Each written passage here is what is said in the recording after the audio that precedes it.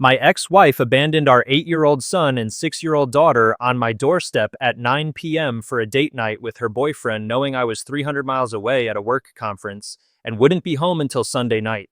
She left them crying in the dark, cold, and terrified while she went out partying on the child support money I'd been sending her every month.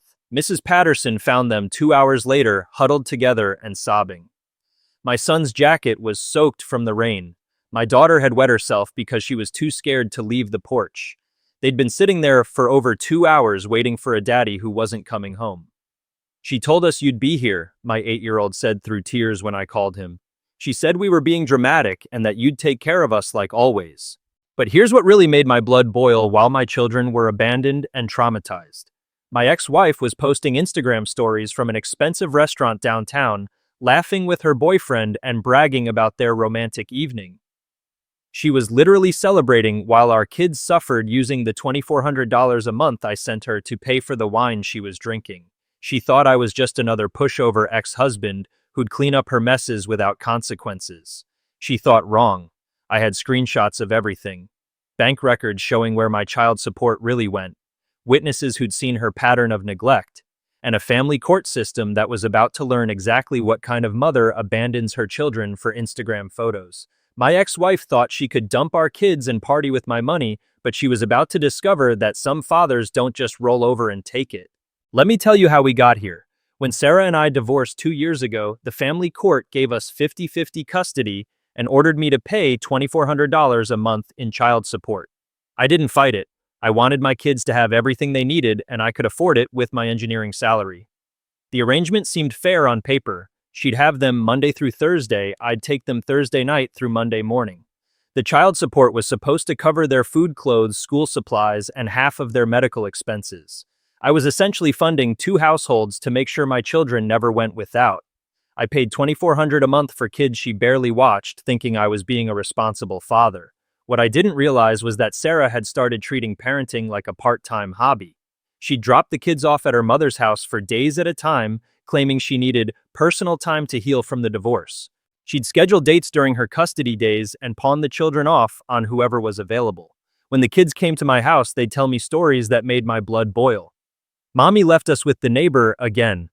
Or Mommy said she had important things to do.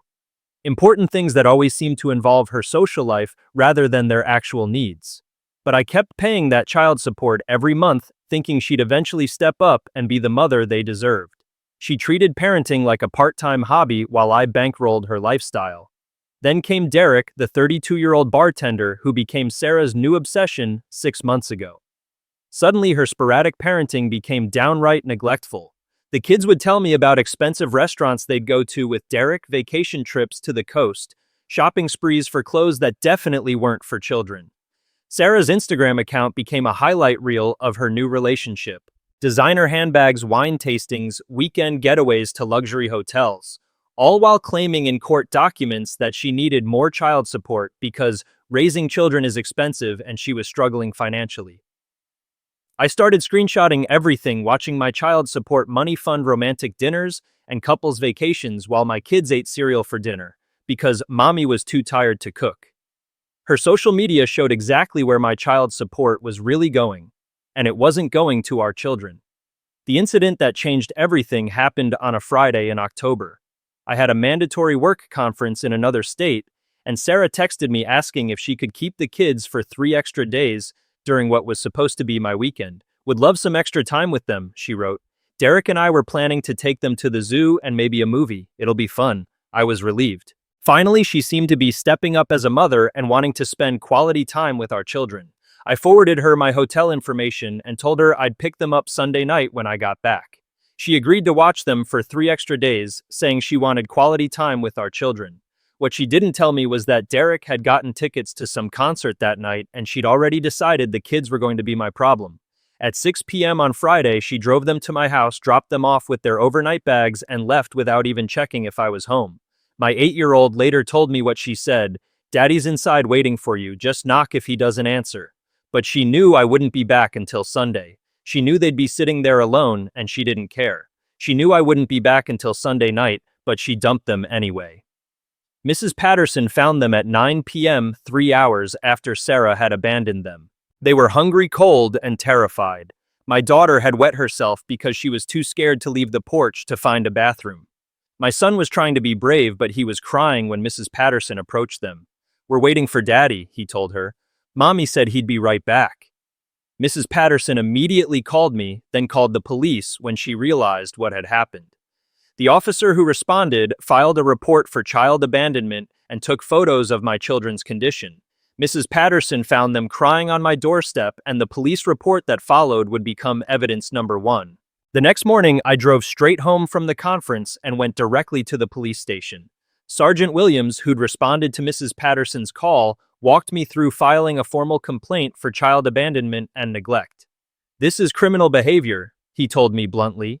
"Leaving children unattended for 3 hours at night constitutes felony child endangerment in this state. We're required to notify Child Protective Services immediately." I also started photographing everything: the kids' condition when I picked them up, their torn clothes, the empty refrigerator at Sarah's house during my next visit. Every piece of evidence would matter. I started building a case that would protect my kids and expose Sarah's pattern of systematic neglect.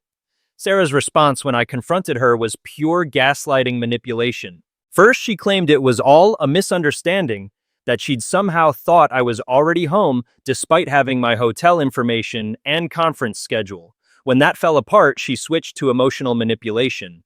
"It was an emergency. Derek was having a panic attack and needed me at the hospital. What kind of person would abandon someone they love during a medical crisis?" Except Derek's medical emergency turned out to be concert tickets he'd bought months earlier. Social media posts from that night showed them laughing and drinking at the venue while my children had been abandoned and terrified. "You're being dramatic," she said when I showed her the police report. "Kids are resilient. It's not like they were hurt." She called abandoning our kids for a concert a misunderstanding, like child neglect was just poor communication, but I was done accepting excuses. I subpoenaed her bank records through my lawyer and discovered financial abuse that went far beyond what I'd imagined. In 6 months, she'd spent over $8,000 of child support money on entertainment, travel, and gifts for Derek, restaurant bills for $100 dinners while she claimed the kids ate cereal because groceries are expensive, hotel receipts for romantic weekends while she told me she couldn't afford new shoes for our daughter, even a $1,500 necklace she'd bought Derek for his birthday, paid for with money intended to clothe and feed our children. Child support was funding Derek's lifestyle while our children wore clothes with holes and ate cereal for dinner. The most heartbreaking evidence came from my own children. When I gently questioned them about their experiences at their mother's house, they revealed systematic emotional and physical neglect that made me sick. "Mommy leaves us alone when Derek comes over." My 8-year-old told me matter-of-factly. "She says we have to stay in our rooms and be quiet because Derek doesn't like kid noises." My 6-year-old was even more direct. "Mommy says we're too much work. She gets mad when we ask for food or need help with something. She says Derek thinks kids should take care of themselves." They'd been left alone for hours, multiple times, forced to fend for themselves, while Sarah prioritized her boyfriend's comfort over their basic needs. "Mommy leaves us alone a lot," my 8-year-old said, and I realized the doorstep incident was just the tip of the iceberg. While building my case, I started systematically documenting Sarah's social media activity. Her Instagram account became a treasure trove of evidence showing exactly where my child support money was going. Posts from expensive restaurants tagged with Derek vacation photos from coastal resorts, shopping halls featuring designer clothes and accessories. The most damning evidence was the timeline. On days she was supposed to be caring for our children, she was posting photos from wine tastings and spa treatments. Meanwhile, the kids would tell me they'd eaten peanut butter sandwiches for dinner because mommy didn't have time to cook. One particularly infuriating post showed her flashing a diamond bracelet Derek had given her. Posted the same week, she texted me asking for extra money because the kids needed new winter coats. Her Instagram showed exactly where my money went while she claimed the kids needed basic necessities I wasn't providing. But the financial abuse went even deeper than I'd initially realized. Through careful investigation, I discovered that Derek wasn't just benefiting from my child support. He was actively involved in spending it. Bank records showed direct transfers to his accounts, payments for his car insurance, even his gym membership. I managed to record a phone conversation where Derek actually bragged to his friend about how Sarah's ex pays for everything. He laughed about how I was essentially funding their relationship while he got to play the fun boyfriend with no financial responsibilities. Her ex-husband is loaded and doesn't even know how much he's really paying for, Derek said on that recording. I haven't paid rent in 4 months because Sarah covers it with that child support money. She was using child support to bankroll her boyfriend while claiming she couldn't afford our children's basic needs. Then it happened again. 3 weeks after the first incident, Sarah pulled the exact same stunt. This time she left the kids with a 16-year-old neighbor girl for an entire night while she and Derek went to some party in the next town over. The teenage babysitter panicked when my daughter had a nightmare at 2 a.m. and called her own mother, who then called me. I had to drive across town at 2 in the morning to pick up my terrified children from a stranger's house because their mother had once again abandoned them for her social life. This is becoming a pattern, the neighbor's mother told me bluntly. That girl is too young to handle overnight babysitting, and your ex-wife didn't even leave emergency contact information. She did it again, leaving them with a teenager overnight while she partied with Derek. That's when I knew I needed professional help. I made an appointment with the best family law attorney in town, bringing with me a folder full of evidence that had grown to nearly 2 inches thick. This is one of the clearest cases of systematic child neglect and financial abuse I've seen, the lawyer told me after reviewing everything. The social media evidence alone is devastating, but combined with the financial records and witness statements, you have an extremely strong case for emergency custody modification. She explained the process we'd file for emergency full custody based on the pattern of abandonment, then pursue restitution for the misused child support funds. You have an excellent case, the lawyer said, and for the first time in months I felt hope that justice was possible. When my lawyer and I compiled the complete financial evidence, the scope of Sarah's abuse was staggering. Over 18 months, I'd paid her $43,200 in child support. Meanwhile, our children's actual expenses, clothes, food, school supplies, medical bills, totaled less than $8,000. That meant $35,000 of child support money had been diverted to fund Sarah and Derek's lifestyle. Bank records showed transfers for Derek's car payments, restaurant bills averaging $200 per meal, weekend trips to luxury hotels, even a $3,000 vacation to Las Vegas, while she told me she couldn't afford new shoes for our daughter. $28,800 for the kids, but $35,000 went to fund her boyfriend's lifestyle. The neglect documentation painted an even more disturbing picture. I'd meticulously recorded 12 separate incidents over 6 months where Sarah had abandoned or endangered our children. Police reports, witness statements, photographs, medical records from when my son had an asthma attack and Sarah couldn't be reached for 4 hours. Each incident showed escalating neglect. It started with leaving them with inappropriate babysitters, then progressed to outright abandonment, and finally to endangering their health by being unreachable during medical emergencies. The pediatrician's notes clearly documented the children's increasing anxiety and behavioral changes. The children exhibit classic signs of abandonment trauma, Dr. Martinez had written after examining them. They display hypervigilance about their mother's whereabouts and express fear about being left alone. 12 incidents in 6 months wasn't occasional poor judgment. This was systematic neglect of vulnerable children. The social media evidence created a damning timeline that completely contradicted Sarah's claims of financial hardship.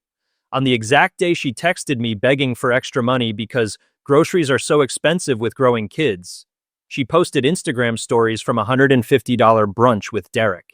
When she claimed she couldn't afford winter coats for the children, she was simultaneously posting photos of designer handbags Derek had bought her. Every sob story about struggling financially was contradicted by social media posts showing lavish spending on everything except our children.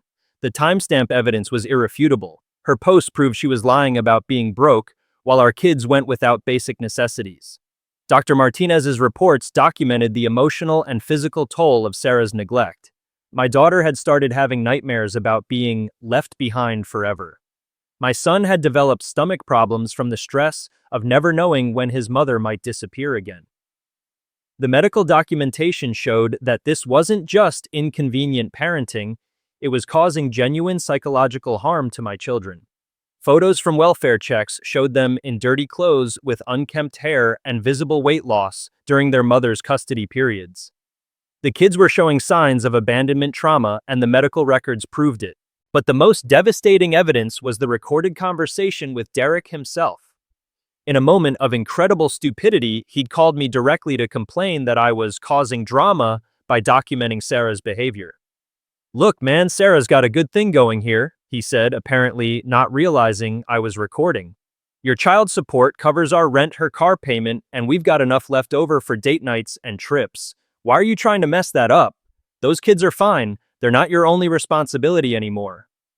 He actually admitted that my child support was paying for their entire lifestyle and that he viewed my children as obstacles to their financial comfort rather than human beings who deserved care. The recording proved child support was funding his lifestyle while he viewed my children as inconveniences. When I played that recording for my lawyer, her jaw dropped. "He just confessed to participating in child support fraud," she said. "This recording alone could change everything. No judge will tolerate hearing that level of callous disregard for children's welfare." With a mountain of evidence in hand, my lawyer filed an emergency motion for full custody modification. The petition detailed every incident of abandonment, every dollar of misused child support, and every piece of evidence showing that Sarah was an unfit mother who prioritized her boyfriend over our children's welfare. "Emergency custody motions are rarely granted," my lawyer explained, "but your case is exceptional. The systematic nature of the neglect and the financial fraud make this a clear endangerment situation." The court scheduled an emergency hearing for 2 weeks out, and Sarah would be served papers within 48 hours. I filed for emergency custody modification, and Sarah was about to discover her actions had serious legal consequences. Sarah's response was immediate and predictably desperate. Within hours of being served, she launched into full victim mode, claiming I was trying to steal her children out of spite and jealousy over her new relationship. She fired her original lawyer and hired a more expensive attorney, presumably using more child support money to fund her legal defense. Her strategy was to paint me as a controlling ex-husband who couldn't accept that she'd moved on. "He's trying to punish me for being happy," she told anyone who would listen, conveniently leaving out the part about abandoning our children for date nights. But her most desperate move was trying to coach the children to lie for her. My 8-year-old came to me confused and upset, saying, "Mommy told me to tell the judge that you're mean to us and that Derek is nice." She accused me of trying to steal her children while coaching them to lie in court proceedings. The court appointed a guardian ad litem, an independent advocate whose only job was to determine what was best for the children. Sarah obviously thought this would help her case, assuming the advocate would see her as the devoted mother she pretended to be.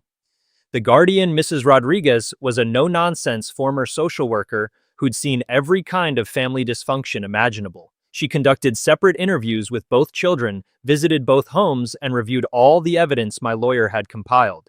After spending 2 hours interviewing the kids, Mrs. Rodriguez emerged with a grim expression. "Those children have been through trauma," she told me privately. "They're hypervigilant, anxious, and they've clearly been conditioned to minimize their mother's neglect." The children told the truth about their experiences, and the guardian's report would be devastating for Sarah's case. In the weeks leading up to the hearing, my legal team organized every piece of evidence like a military operation. Financial records, medical reports, social media screenshots, witness statements, recorded conversations. Everything was cataloged, cross-referenced, and prepared for presentation. My lawyer brought in a financial forensics expert to trace exactly where every dollar of child support had gone. We had pediatric psychologists ready to testify about abandonment trauma. Mrs. Patterson and other neighbors were prepared to describe what they'd witnessed. "Cases like this are won on preparation," my lawyer told me. "When we walk into that courtroom, we're going to have more evidence than Sarah's attorney can possibly refute."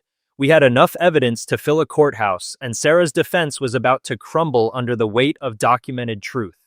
The family courthouse was packed the morning of our hearing. Sarah arrived with her expensive attorney, dressed like she was attending a charity gala, rather than fighting for custody of the children she'd repeatedly abandoned. Derek sat in the back row, apparently there for moral support, which showed just how tone-deaf they both were. Judge Henderson was known for being thorough and no-nonsense when it came to child welfare cases, As we took our seats, I felt confident that the evidence would speak for itself. The evidence would do all the talking, and it had a lot to say.